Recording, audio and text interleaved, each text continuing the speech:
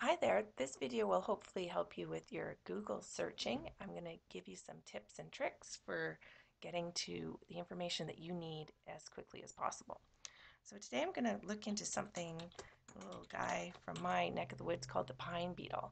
And as soon as I type it in, you can see here that if you just type in pine beetle, we're over 1 million results. And that's a little bit too many for me to want to sift through. So the first thing I'm going to show you here is what will happen to those million results if I simply add quotes around the exact phrase that I am looking for. By putting those quotes around, I've cut my results in over by half. So I've gotten rid of over half of those pages because I just want pine beetle, not all pines and not all beetles, just pine beetle. Now, because I'm from Canada, I might want to do some restricting, a little bit more restricting, and just keep to my Canadian pine beetles. So I'm going to use a little trick called the dash function. I'm going to get rid of my American pages and maybe anything from the United States. You could keep going, minus United States. Oh, let's spell it right. There we go. And see what happens. Okay, so I lost over 100,000 more, so I'm getting it down a little bit. Now, another trick that I can show you here is how to search on a specific site. So if you know that you want to, part of your research process is to use reputable sites that have authority. And one site that most people know and trust would be the CBC. So by typing in site and colon, I'm going to just look for pine beetle information on the CBC website. And let's see what happens here. Oh, there we go. We're down to 5,000 results. Still a lot of results, but a lot less than million, the million that we started with.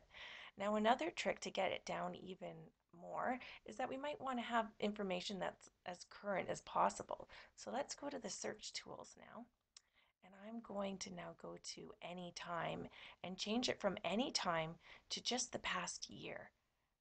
Let's see what we have. Okay, we are down to fewer than 1,000 results here. They're not even telling me how many results I have because I'm down to only the pine beetle news stories from the last year. I mean, you can go even more specific here to the past week and have even fewer, the most up-to-date information about the pine beetle. Now let's put it back to the year. Another trick thing that you might need for a research assignment is to find some good pictures. So let's go to images here. So we have some really nice pine beetles to choose from. Lots of like the devastation of the pine beetle itself. Uh, but you have to be careful about which ones you use because if you're putting one of these pictures on your website that you might be making for your project, you might not be allowed. So this is where the usage rights come into play. I'm going to come down to labeled for reuse.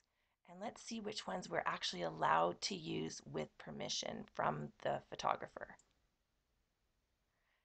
And it turns out none of them are. It, not one of those images were allowed to be used. So what I'm going to do here, I'm going to take away some of the restrictions from my search and just because I just want to get a good picture of a pine beetle, right? It can be an American pine beetle. I'm okay with that. And here we go, labeled for reuse, good. And we're good to go. All of these photos now are allowed to be used. Um, Now, Google doesn't make sure that the labeling has been done correctly. It's up to you to do your due diligence and make sure you're allowed to use this photo.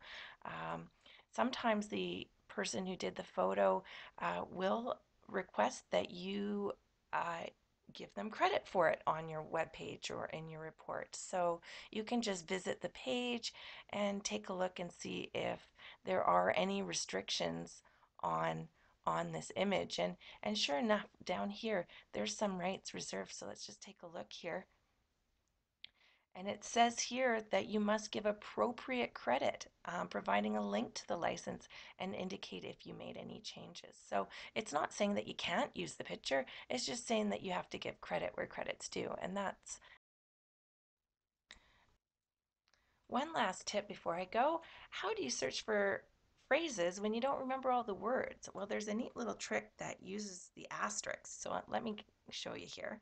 Let's say we're doing to something or not to something. And let's see what it gives us. Okay, it gave us quite a few results, and obviously the first result is to be or not to be, but it's kind of interesting to see what all the other ones could be. To publish, not to publish, to transfer or not to transfer, to garden or not to garden. It goes on and on and on. So you can have a lot of fun with this too when you're bored. But the asterisks will essentially just allow Google to fill in the blanks for you. Okay, well, thanks for watching, and I hope things go well for you. Good luck in your research. Bye.